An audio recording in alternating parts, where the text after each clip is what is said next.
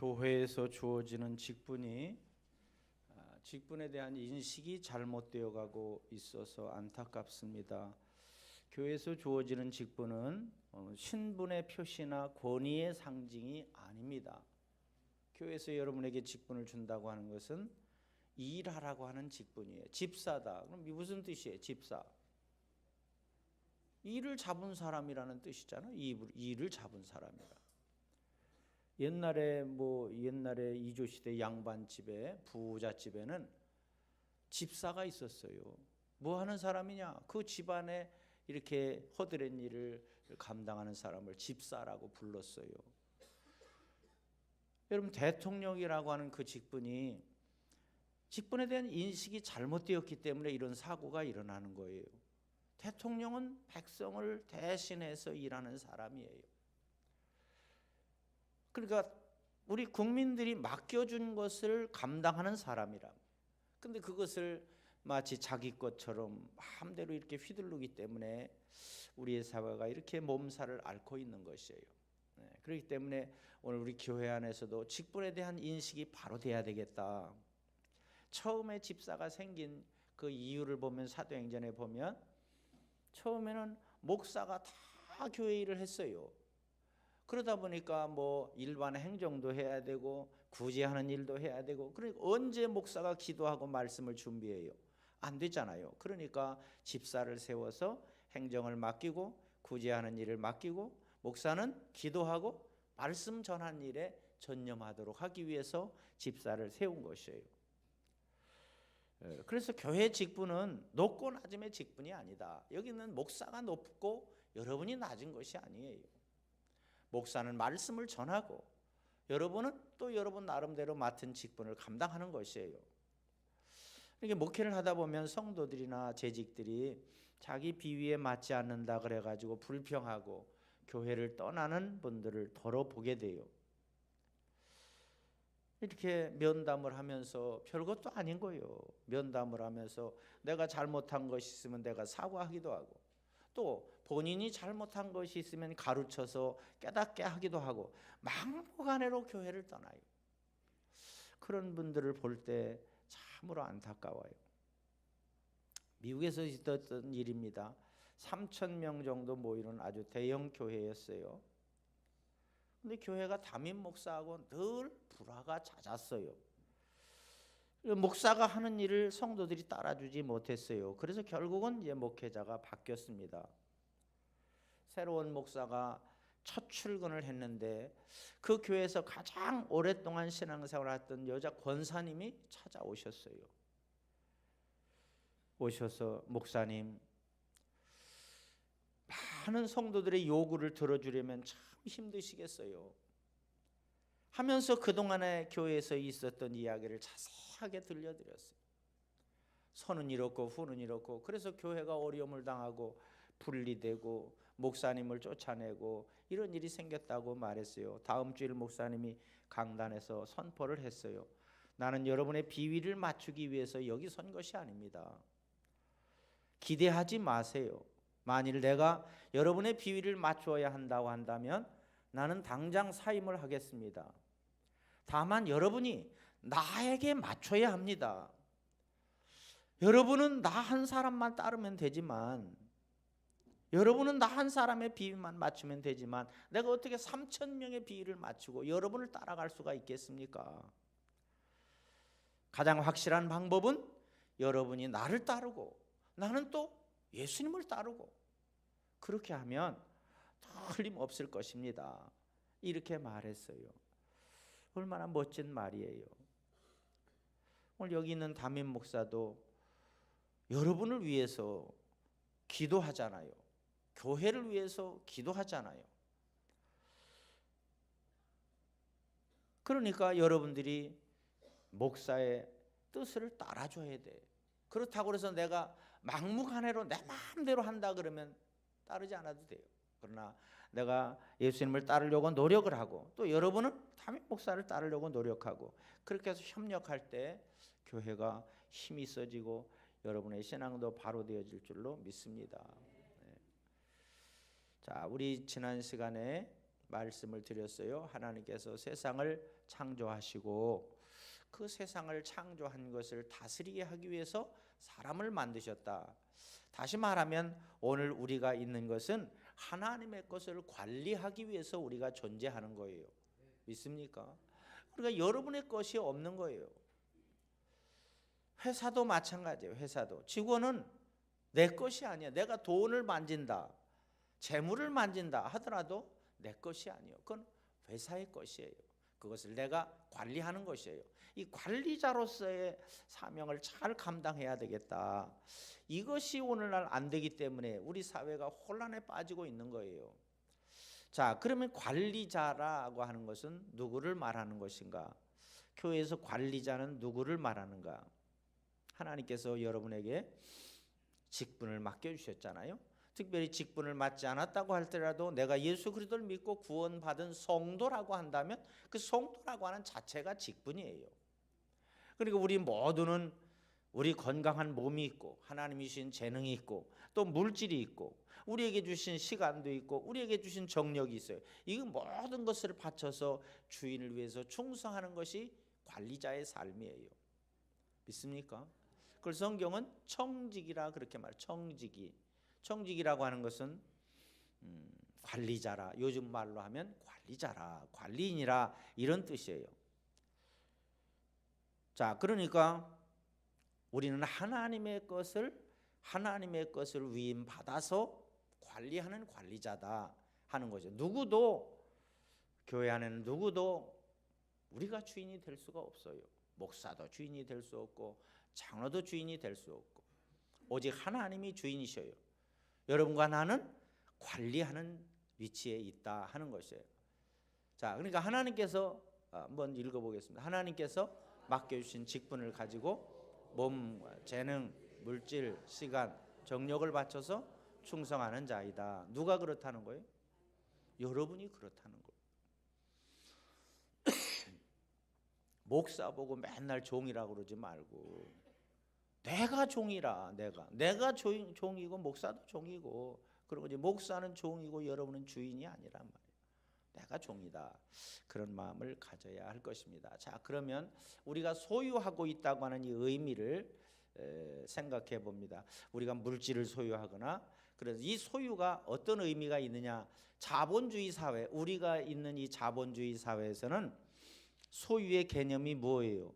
여러분이 열심히 일을 하고 또 지식을 가지고 어떤 자본을 가지고 재능을 동원해서 물질을 많이 모았다. 그럼 그게 누구의 것이에요? 그건 여러분의 것이에요. 이게 자본주의. 근데 자본주의의 단점은 뭐냐? 그렇게 해서 뭔가 노력을 해서 내가 벌면 내 것이 되니까 어떻게 해요? 수단과 방법을 가리지 않고 모으려고 하는 거예요. 그러니까 오늘 불의한 방법을 통해서 많은 물질이 오고 가는 것을 우리가 보게 되잖아요. 그리고 또 하나는 그렇게 하다 보면 부자, 능력 있는 사람은 부자가 돼요. 갈수록 부자가 돼요. 근데 가난한 사람은 갈수록 가난해져요. 그러니까 부자가 많이 생기는가 하면 가난한 사람은 점점 가난해지게 된다. 부익부, 빈익빈 현상이 일어나게 된다. 이것이 이제 자본주의가 안고 있는 단점이에요. 자, 그럼 두 번째로 공산주의가 있어요. 공산주의. 이거는 뭐예요? 그러니까 모든 것이 사회 것이에요. 개인의 것이 없어요.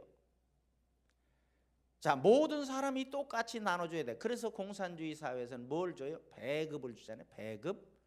그러니까 그런데 이것은 실제 그렇게 운영을 해보니까 특수층만 배불리고 나머지는 다 알거지가 됐어요. 그러니까 이 땅에서 공산주의는 누가 건드리지 않았는데도 불구하고 스스로 무너져버리고 말았어요. 그래서 저 중국이나 북한도 요즘 그런 현상이 일어나고 있잖아요. 완전한 것은 아니지만 일부의 자본주의 제도를 받아들이고 있단 말이에요. 그래서 북한에도 무슨 장마당이라고 하는 것이 생겨서 서로 개인적으로 이렇게 장사를 해가지고 돈을 버는 것이 생겨났다고 하는 거예요. 그런데 공산주의는 안 된다고 하는 것이 입증이 됐어요. 자, 그러면 자본주의도 문제가 있고 공산주의도 문제가 있다. 그러면 하나님주의, 이거는 뭐 공식적인 이름은 아닌데 이렇게 붙여보면 하나님의 방법이라 이렇게 말할 수 있는데, 하나님 주의는 뭐냐? 모든 소유는 하나님께 있어요.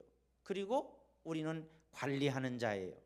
자, 그런데 이제 어떻게 하면 이 단점을 커버할 수 있는가 하는 것은, 열심히 일하고 그래서 부자가 되고, 부자가 된 사람은 가난한 사람들을 위해서 어떻게 해야 돼요? 나눠야 되는 거예요. 이렇게 될 때 모든 사람이 잘 살 수 있게 된다. 사도행전에 보면 성령이 충만한 사람들이 어떻게 살았어요? 자기 것을, 자기 재산을 다 팔아가지고 사도들에게 가져오면 사도들에게 필요한 사람들에게 이렇게 나누어 주었다 하는 거예요. 이것이 바로 하나님의 방법이다. 소유의 개념을 우리가 잘 알아야 된다. 자, 세 번째로는 세상의 주인은 하나님이시다. 믿습니까? 왜 하나님의 거예요? 첫째로 하나님이 창조하셨어요. 하나님이 만드셨단 말이에요. 여러분이 뭘 만들었다 그러면 여러분의 것이잖아요. 내가 만들었기 때문에. 하나님이 창조하셨어요. 창조하신 후에 누구한테도 양도하신 일이 없어요. 하나님이 창조하신 것을 인간에게 너는 관리해라 그렇게 해서 맡기셨단 말이에요.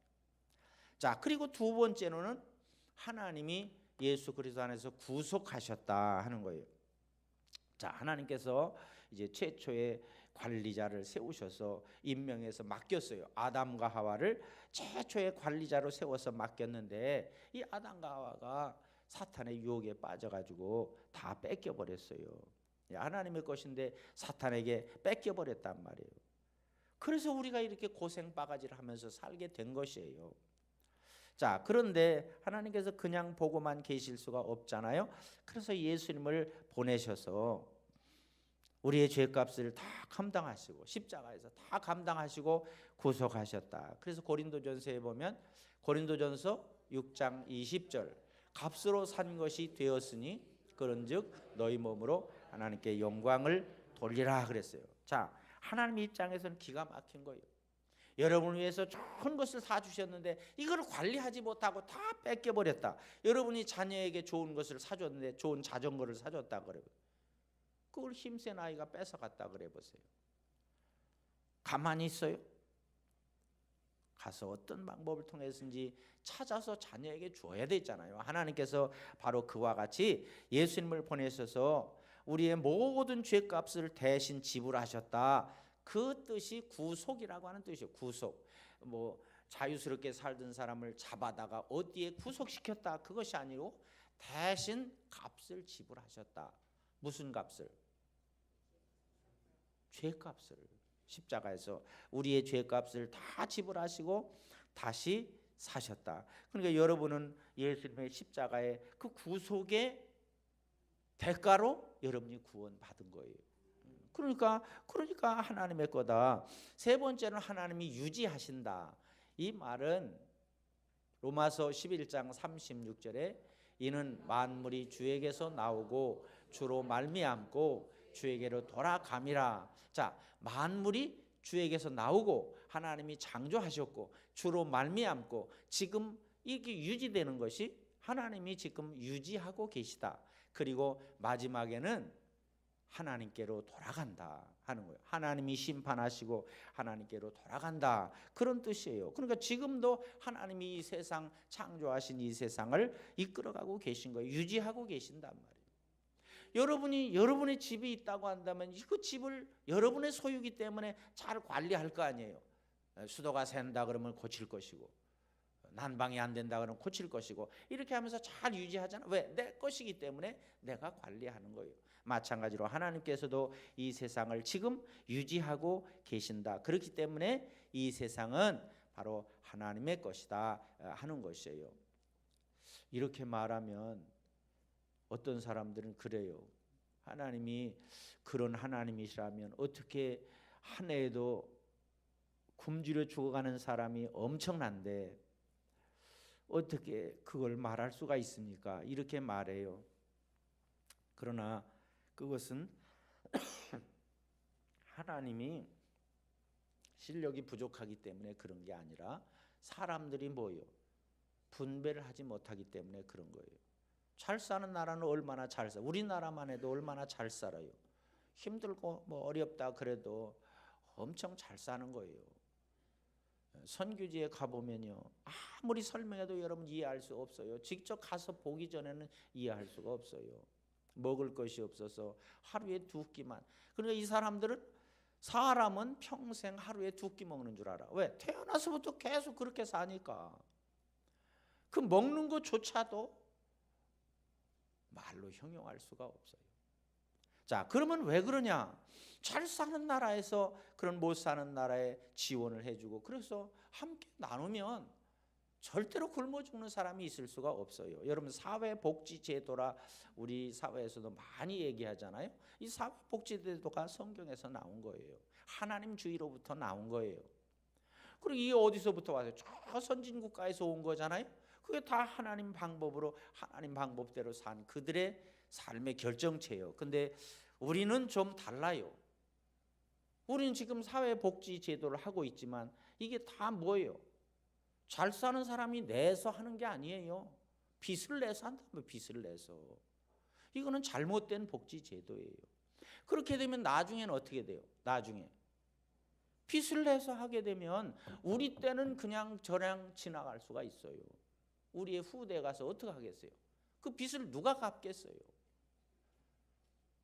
그렇기 때문에 진정한 사회복지제도는 정말 재벌들이, 돈이 많은 사람들이 자기의 재산을 들여서 어렵고 힘든 백성을 위해서 줄 수 있는 그 사회복지가 제대로 된 복지예요. 자, 그러니까 하나님은 70억의 인구가 이 세상에 살고 있지만 70억의 인구가 다 먹고 살 수 있도록 주셨지만 사람들이 관리를 하지 못하기 때문에 부자는 부자로 잘 살고 있고 가난한 사람은 힘들게 살아가고 있는 것이에요. 네. 자, 그래서 우리가 관리를 잘해야 된다. 세상의 주인은 하나님이시다. 그럼 인간은 뭐냐? 인간은 관리자다 하는 거예요. 자, 성경에서 세운 관리자를 한번 찾아보겠습니다. 하나님이 세운 관리자. 성경에서 대표적인 인물이 누구예요? 아담과 하와예요. 하나님께서 세상을 창조하신 후에 사람을 창조하셨다 그랬잖아요. 사람에게 복을 주시되 생육하고 번성하여 땅에 충만하라. 땅을 정복하라. 바다의 고기와 공중의 새와 땅에 움직이는 모든 생물을 다스리라 그랬어요. 그러니까 하나님이 주신 것을 가지고 어떻게 하는 것이 하나님의 뜻대로 사는 거예요. 번성케 하는 거예요. 번성케 하는 거. 그러니까 우리가 자녀를 자꾸 낳아야 된다고 하는 이유가 거기에 있는 거예요. 동물들은 얼마나 잘 낳아요. 새도 잘 낳고 물고기도 잘 낳고. 물고기 그렇게 잡아먹어도 잡아먹을 물고기가 없어서 걱정 안 하잖아요. 그렇게 잡아먹어도요, 또 물고기는 생겨. 왜 그래? 계속해서 번성하기 때문에 그러는 거예요. 사람도 번성하지 않으니까. 자, 번성하지 않으면 어떻게 돼요? 우리 때는 그냥 지날 수 있어요. 그러니까 우리의 후대로 가면 갈수록 어떻게 돼요? 번성하지 않으니까, 자녀를 안 낳으니까 세상은 문을 닫아야 돼요. 그렇지 않아요? 그래도 나는 안 낳겠다. 그러면 할 수 없어, 그런 사람. 그러니까 우리가 번성해야 돼요. 내가 조금 힘들고 어렵다? 여러분, 하나님이 자녀를 주시면요, 하나님께서 다 키워주시고 먹여주시고 입혀주셔요. 그런 거 걱정하지 말아요. 하나님이 번성하라 그랬는데, 번성했는데 하나님이 굶기시겠어요? 절대로 그건 인간의 어리석은 생각이에요. 자, 그런데 보세요. 아담과 하와에게 모든 것을 다스리라 그랬는데, 그러면 아담과 하와의 것인가? 이렇게 생각할까 봐, 아담과 하와가 이게 다 내 것이라 그렇게 생각할까 봐 하나님께서 창세기 2장 17절에 보면 모든 것은 다 다스리되 선악을 알게 하는 나무는 먹지 말라 그렇게 말했어요. 그러니까 이 선악과라고 하는 의미가 무엇인가? 선악과라고 하는 의미를 준 것은, 그래서 많은 분들이 그런 얘기를 하잖아요. 왜 하나님은 선악과를 거기다 만들어 놔가지고 사람으로 죄를 범하게 해서 이렇게 고생하게 합니까? 그렇게 말하는데, 그 선악과의 의미는 뭐냐? 이 세상 모든 것은 사람이 관리하고 다스리되 주인은 하나님이시라고 하는 것을 증명하기 위해서 선악과를 만들어 놓으신 거예요. 그러니까 이거는 건드리지 말라 하는 거예요. 여러분 예를 들어보겠습니다. 여러분이 혹시 전세를 사는 분이 있다고 한다면, 전세를 사는데 내 마음대로 집을 다 사용하는 거잖아요. 화장실도 거실도 방도 내 마음대로 다 사용하는 거잖아요. 주인에게 물어서 사용합니까? 물어서 사용 안 해요. 내 마음대로 사용해요. 그런데 그 집이 내 것은 아니요. 뭘 보면 알 수 있어요? 등기부를 열람해 보면 주인 이름이 따로 있어요. 이거는 건드리면 안 돼. 왜 그러냐? 주인이 따로 있기 때문에 그래요. 그와 마찬가지로 이 세상도 마찬가지라. 그러니까 권세를 잡은 사람이 맡겨준 건데, 국민이 맡겨주고 하나님이 맡겨준 건데 이것을 내 것처럼 하는 거예요. 그러니까 권력을 남용하는 거예요. 그래서 온갖 부정부패가 일어나게 되는 것이에요. 여러분 은행에 다니는 분들, 증권회사에 다니는 분들, 회사에 격리직에 있는 분들, 이런 분들은 막 이렇게 돈을 많이 만지잖아요. 그렇게 만지다가 보니까 이게 내 것처럼 여겨지는 거예요. 그래서 사건 사고가 심심찮게 이렇게 터지잖아요. 어떤 많은 물질을 관리한다고 할지라도 이건 관리하는 거예요. 내 것이 아니에요. 자, 아담과 하와가 그랬어요. 또 요셉의 예를 들어보면 요셉은 보디발의 집에 가서 재산을 관리하잖아요. 그러니까 주인이 어떻게 했냐면 네가 다 관리해라. 그런데 단 하나 아내만은 건드리면 안 된다 그랬어요. 이게 뭘 얘기하는 거예요? 주인은 따로 있다고 하는 거예요. 너는 관리자다. 그러니까 요셉은 재산은 무일푼이요. 그런데 관리는 주인보다 훨씬 잘했어요. 그러니까 주인이 그 요셉에게 다 맡긴 거예요. 그러니까 그 요셉에게 맡기니까 재산이 막 불어나고 아주 부자가 됐다 그랬잖아요. 그리고 나서 나중에 애굽의 총리가 됐잖아요. 그때도 요셉은요 왕이 다 맡겼어요. 인장도 맡기고 반지도 맡기고 세마포 옷, 금사슬, 수레를 타고 가면 마치 왕이 타고 가는 것처럼 백성들이 엎드려서 경배했어요. 그런데 창세기 41장 40절에 보면 왕이 한 말이에요. 내가 너보다 높은 것은 내 왕자뿐이니라. 네가 모든 것을 관리하되 너는 주인이 아니다. 주인은 따로 있다. 이것을 말하는 것이에요. 그러니까 요셉은 훌륭한 관리자로서 살았어요. 그러니까 한 나라의 모든 살림도 다 맡겨주신 것이에요. 야, 그러니까 관리를 잘하니까 나중에 막 세계 사람들을 살리는 일에 쓰임 받게 되잖아요. 여러분 욥의 경우도 그래요. 욥의 경우도 하나님께서 사탄에게 네가 다 한번 해봐라. 그러나 단 생명만은 건드리지 마라. 네가 다 한번 해봐라. 내 생명만은 건드리지 마라. 이것은 뭐예요? 하나님이 주인이시다 하는 것을 가르치고 있는 것이에요. 여러분도요 착각하면 안 돼요. 모든 것이 하나님의 것이에요. 있습니까? 여러분 집이 있습니까?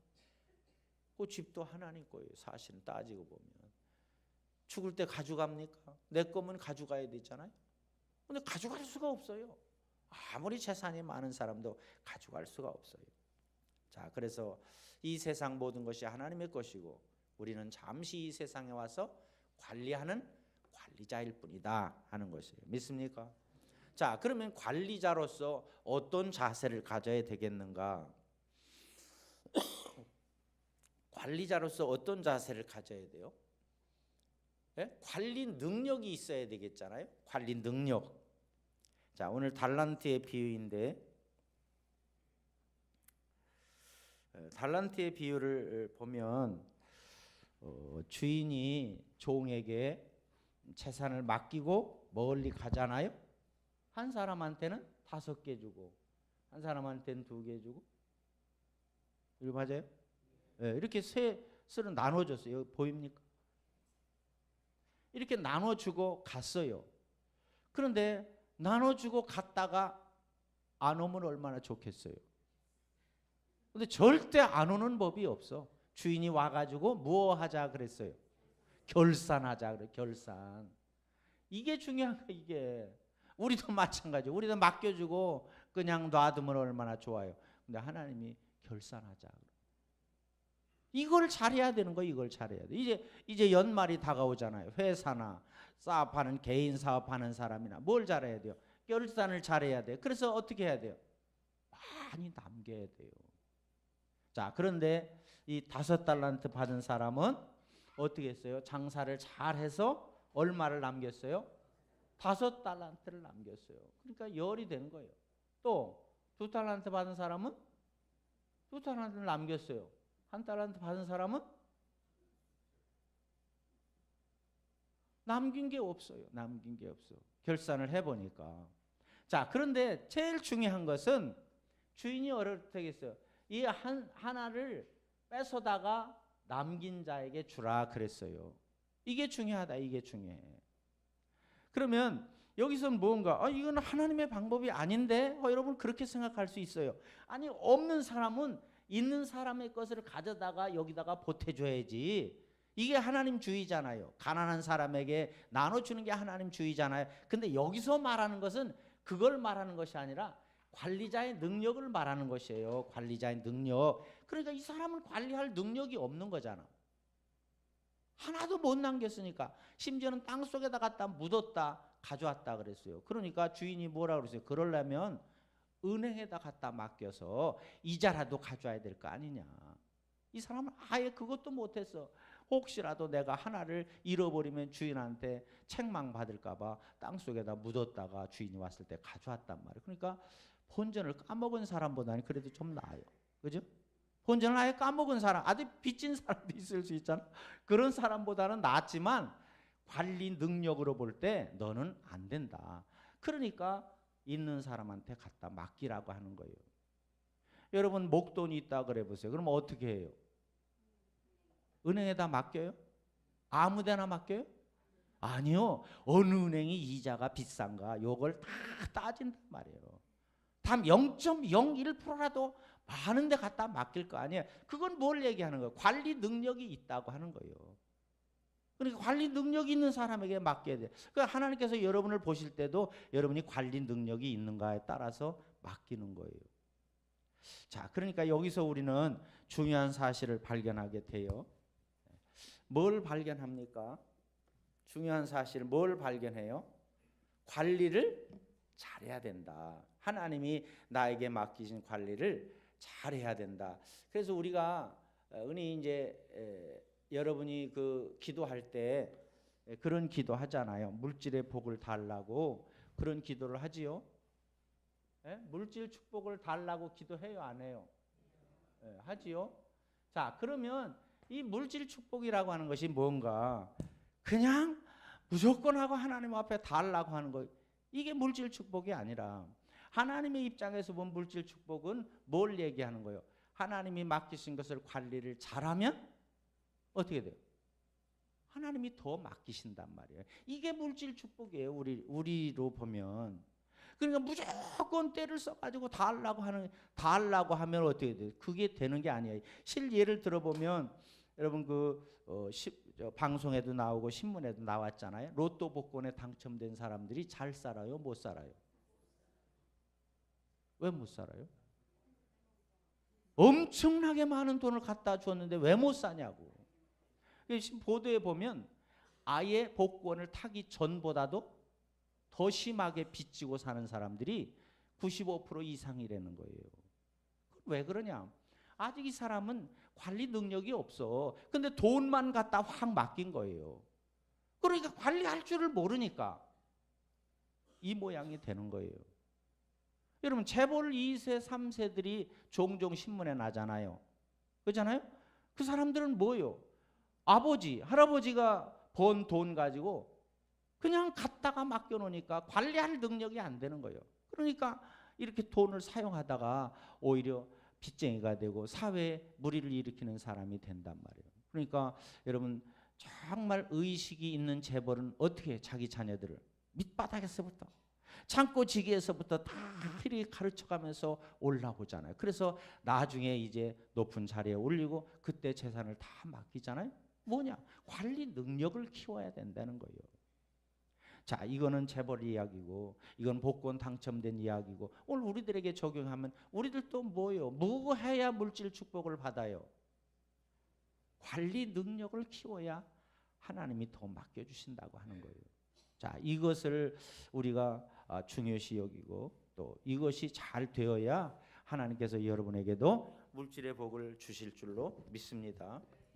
그러니까 우리가 하나님이 주신 것을 잘 관리해야 된다 하는 거예요. 자, 그러면 이제 관리 방법이에요. 어떻게 관리를 해야 될 것인가?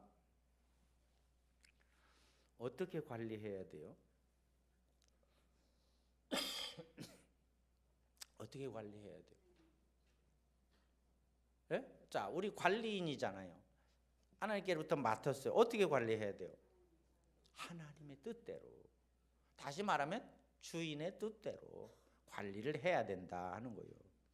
시골에서 농사를 지을 때 우리 어렸을 때는 좀 부잣집에는요 머슴이 있었어요. 머슴. 일꾼이죠. 일꾼. 머슴이라는 말보다 일꾼이 있었어요. 그럼 그 일꾼은 그냥 자고 일어나면 아침에 제일 먼저 뭘 하느냐. 주인님 오늘 뭘 해야 됩니까? 무슨 일을 해야 됩니까? 그걸 묻는 거예요. 그래서 그 주인이 시키는 대로 일을 하는 거예요. 그런 사람이 일을 잘하는 사람이에요. 그런데 주인의 말을 제쳐놓고 자기 마음대로 한다 그래 보세요. 그럼 어떻게 되겠어요? 안 되는 거죠. 여러분 직장에서 회사에 사장이 있고 상사가 있고 근데 시키는 일을 잘 따라서 해야 되지 않겠어요? 내 마음대로 하게 되면 그거는 사장의 뜻과 다를 수가 있다. 오늘 우리들이 중요한 것도 여러분이 주신 생명, 물질, 재능, 시간, 건강 이 모든 것들이 하나님의 뜻대로 잘 사용해야 된다. 그럴 때 하나님께서 더 많은 것을 맡겨주실 수가 있다고 하는 거예요. 자, 그러면 하나님과 우리 관계를 한번 농사의 비유를 들어서 한번 제가 말해 보겠어요. 하나님이 자 땅이 있어요. 땅이 있어야 농사를 짓잖아요. 땅은 누구 거예요? 하나님 거예요. 자, 씨앗이 있어야 땅 위에다가 씨앗을 뿌리잖아요. 씨앗은 하나님 거예요. 또 씨앗을 뿌리고 햇빛이 비춰줘야 싹이 나고 줄기가 돋잖아요. 햇빛은 하나님이 주시는 거예요. 또 비가 와야 되잖아요. 그렇잖아요. 물이 뿌려져야 그 농사를 지을 수가 있잖아요. 그래서 산소도 공급돼야 되잖아요. 다 뭐예요? 다 하나님 거예요. 거기다가 우리는 뭐예요? 우리는 노동력을 더하는 거예요. 노동력. 그렇잖아요. 노동력. 근데 솔직히 말하면 이 노동력조차도 사실은 내 것이라고 할 수가 없어요. 내가 일을 하긴 하지만 하나님이 건강 주셔야 내가 일을 할 수가 있잖아요. 그러니까 전체가 다 하나님이 허락하셔야 되는 거예요. 그러니까 하나님의 은혜로 다 되어지는 거예요. 조그만 그 씨앗의 생명 이것을 과학으로 만들 의술로 만들 수 있는 게 아니에요. 하나님이 생명을 주시기 때문에 거기서 땅에 심으면 열매가 맺고 그렇게 되는 거예요. 하물며 사람이야 어떻게 했어요? 사람. 천하보다 귀한 이 인간, 하나님의 형상대로 지은 인간이 어떻게 했는가 하는 거예요. 그래서 여러분 하나님과 나와의 관계를 잘 살피고 관리자로서의 삶을 성실하게 잘 살아야 될 줄로 믿습니다. 자, 여기서 이제 11조의 문제가 생깁니다. 11조는 왜 드려야 돼요? 왜 드리는 거예요? 11조는 아까 선악과에 대한 말씀을 드렸던 것처럼 11조는 세상의 모든 것이 내 것이다. 하나님의 것이다 하는 표로 드리는 거예요. 하나님이 가난하기 때문에 드리는 것이 아니에요. 그래서 하나님의 것이다. 너는 관리자다. 그런 의미로 물질을 이렇게 드리는 거예요. 미국에서 어떤 시골에 살던 16살 된 소년이 가슴에 큰 꿈을 안고 뉴욕으로 왔어요. 그러니까 우리나라로 말하면 시골에서 서울로 온 거예요. 서울로. 꿈에 그리던 서울로 온 거예요. 근데 그가 뉴욕에 왔지만 할 일이 없어요. 돈도 없고요. 그러니까 뉴욕의 바닷가를 거닐다가 한 그리스도인을 만났어요. 그 그리스도인은 소년에게 예수님의 복음을 전했어요. 그리고 예수님을 영접한 소년에게 물었어요. 그 자리에서 영접 기도까지 하고 복음 전하고 영접 기도까지 하고 소년에게 물었어요. 네가 무슨 재주가 있냐? 예, 저는 시골에 있을 때 아버지와 함께 비누를 만들고 양초를 만들었습니다. 그런 경험이 있습니다. 그랬어요. 그러면 너 비누 만드는 공장에 취직하면 좋겠다. 그렇게 해서 앞으로 네가 어디를 가든지 일해서 돈을 벌게 되면 하나님이 복을 주시는 대로 반드시 11조를 드려야 된다.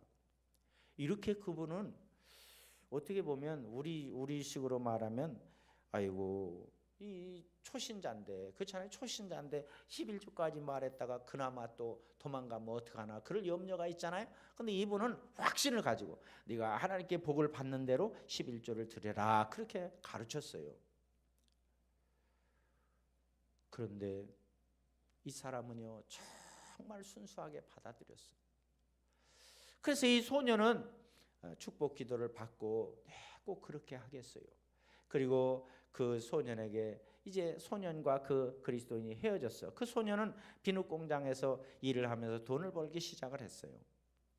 예수님을 잘 믿고 얼마가 되든지 간에 자기 수입에서 11조를 드리기 시작을 했어요. 근데 조금씩 하는 일이 잘 풀리게 돼가지고 나중에는 비누 공장을 인수하게 되고 그 사업이 번창하면서 비누 공장뿐만이 아니라 양초를 만들고 치약을 만드는 공장으로 확장하게 되었어요. 바로 이 소년이 누구라고 그랬어요? 제가 한번 말씀드린 기억이 있는데 콜게이트 치약 아시죠? 네? 유명한 치약이잖아요. 콜게이트 치약 윌리엄 콜게이트라고 하는 지금은 회장이 돼가지고 많은 기업을 거느리는 그런 회장이 되었다 하는 거예요. 그러니까 11조를 드린다고 하는 것은 돈에 관심을 가지면 안 되고 이 물질이 하나님의 것입니다. 저는 관리인입니다. 지난 한 달 동안도 관리를 잘해서 이렇게 복을 받았습니다. 그런 믿음의 표현으로 드리는 거예요. 단순하게 그런 믿음의 표현으로 드리는 것이에요. 자, 그러면 우리가 관리를 잘하게 되면 어떤 복을 누리게 되는가? 관리를 잘하게 되면 하나님을 사랑하게 돼요. 그렇잖아요? 물질이 있는 곳에 마음이 있다 그랬잖아요. 물질 있는 곳에 마음이 있어요. 여러분 예를 들어서 말하면 여러분이 만약에 이 강대상을 헌물을 했다 그래 보세요. 그럼 교회 안에 들어오면 제일 먼저 뭐부터 봐요? 강대상부터 보죠. 피아노를 만약에 헌물했다. 그럼 제일 먼저 피아노부터 봐. 만약에 강대상이 뭐 삐뚤어지거나 그렇게 됐다. 아이고 저 삐뚤어졌네. 얼른 와서 바로 세워놓고 이렇게 된다. 항상 우리는요 물질이 있는 곳에 마음이 있어요. 그렇기 때문에 하나님을 사랑하게 된다. 여러분이 교회를 건축했다. 그럼 이 교회를 바라볼 때마다 흐뭇하고 내가 여기에 참여했구나 이런 마음을 가지고 교회를 사랑하게 된다고 하는 거예요.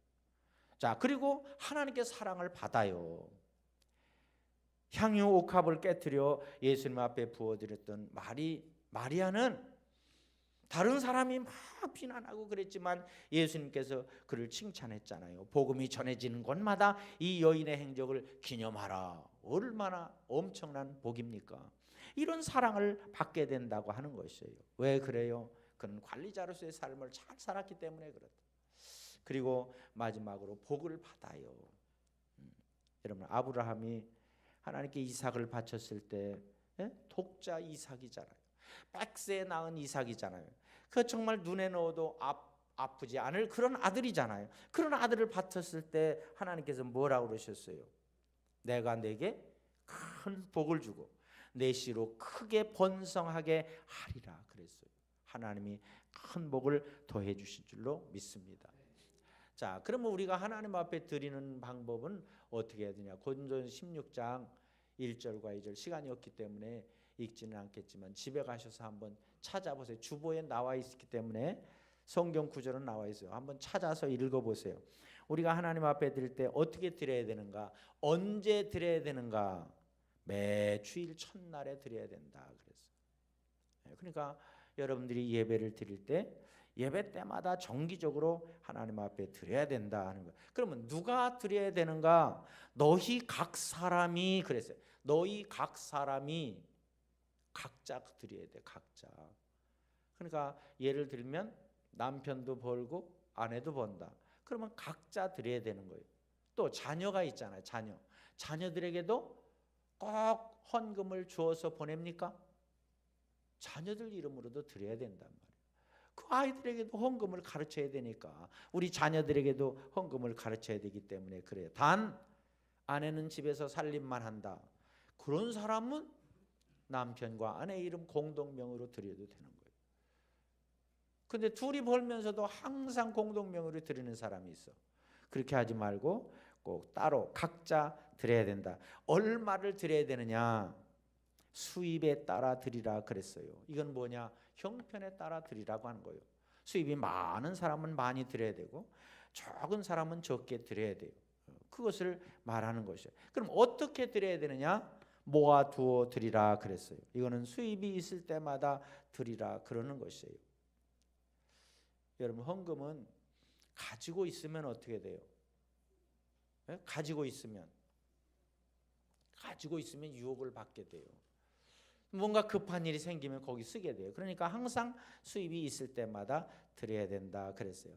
자, 그럼 어떤 자세로 드려야 될 것인가? 드리는 자세, 넘치는 기쁨으로 드려야 된다.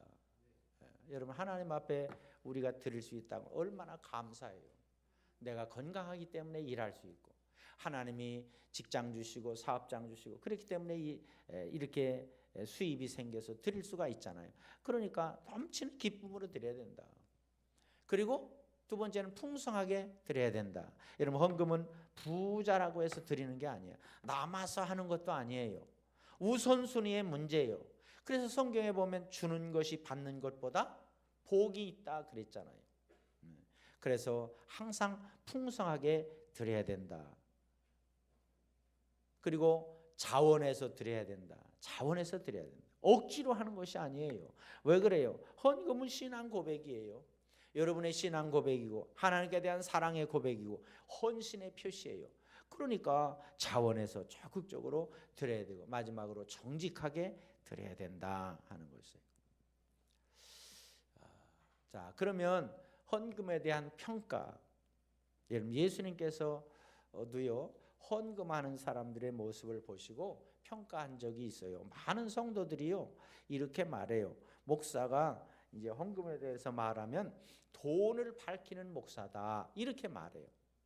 참으로 어리석은 일이에요. 예수님도 헌금을 가르치셨다니까요. 헌금하는 모습을 보시고 가르치셨어요. 마가복음 12장 41절로 44절 집에 가서 한번 찾아보세요. 주보에 한번 성경 구절은 나와 있을 거예요. 찾아보세요. 헌금하는 사람들의 모습을 지켜보셨어요. 그리고 형편과 처지를 보셨어요. 드리는 사람의 마음도 보셨어요. 그리고 심지어는 액수까지도 보셨어요. 돈을 세봤다는 얘기가 아니라 가난한 과부는 모든 사람보다 더 많이 넣었다. 물질로 보면 부자가 더 많이 넣을 수도 있어요. 그러나 부자는 자기가 가진 재산에 비해서 별거 아니야. 그러나 가난한 과부는 자기의 모든 것을 드렸다고 하는 거예요.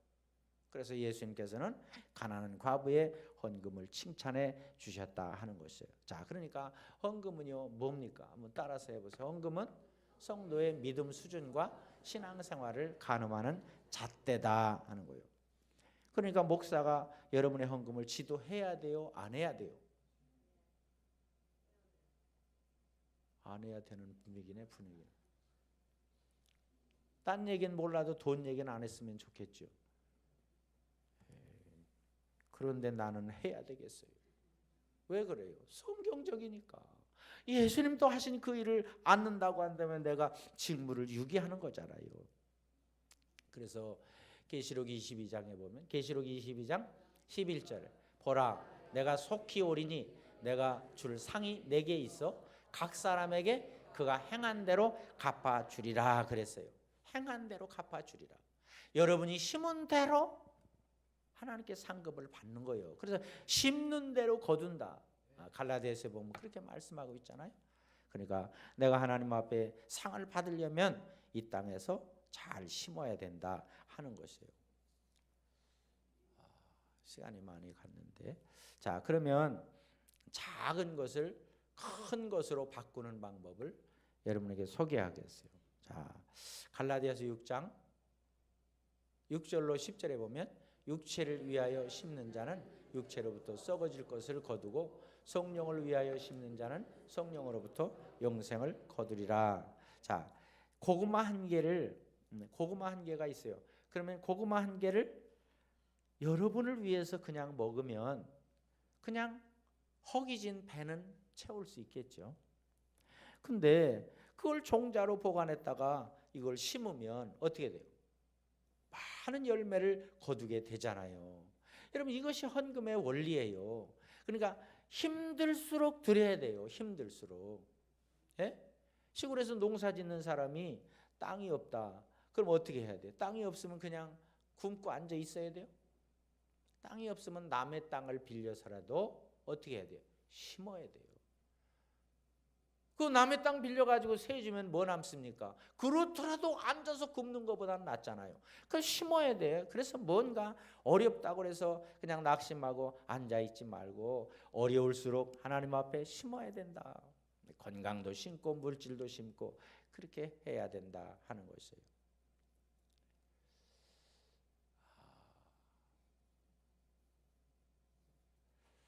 시간이 없어서 여기까지만 해야 될 것 같습니다.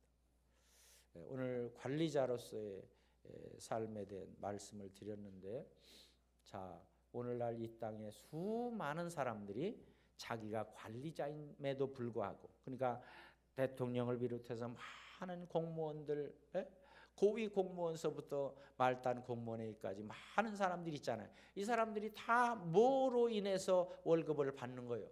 국민들이 우리가 일일이 할 수 없잖아요. 그럼 국민들이 맡겨준 거예요. 말단 공무원에게는 작은 일을 맡겼을 것이고 고위 공무원에게는 큰 일을 맡겼을 것이에요.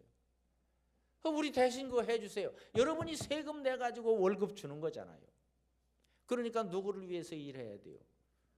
나라를 위해서, 국민들을 위해서 일해야 된단 말이에요. 그런데 그것을 자기 것으로 알고 그 권세를 남용하잖아요. 그렇기 때문에 우리 백성들이 고통을 받고 화를 내고 있는 거예요. 촛불을 들고 수십만 명의 사람들이 모이고 있는 것이에요. 자, 그러니까 관리자로서의 삶을 잘 못 살 때 바로 이렇게 혼란이 오고 무질서가 오게 된다는 거예요. 마찬가지로 우리 또 하나님이 주인이시고 우리는 관리자다. 관리자의 삶을 잘 사는 여러분이 되시기를 바랍니다. 그렇게 되어졌을 때 하나님께서는 그냥 여러분에게 관리만 맡기는 것이 아니라 정말 물질도 맡기고 건강도 맡기고 많은 것을 더 맡겨주신다. 왜? 관리를 잘하니까. 믿습니까? 관리를 잘하는 사람이 돼야 된다. 깨닫고 2017년도에는 정말 하나님이 주신 건강, 물질, 재능 모든 것을 잘 관리해서 더 하나님 앞에 풍성한 것을 받아서 쓰임받는 여러분들이 다 되시기를 주님의 이름으로 축원합니다. 기도하겠습니다. 말씀을 기억하면서 우리 하나님께 통성으로 결단합니다. 하나님께서 우리에게 주신 걸 잘 관리해서 하나님 앞에 쓰임 받는 우리들이 되게 해달라고 다 같이 통성으로 기도합니다.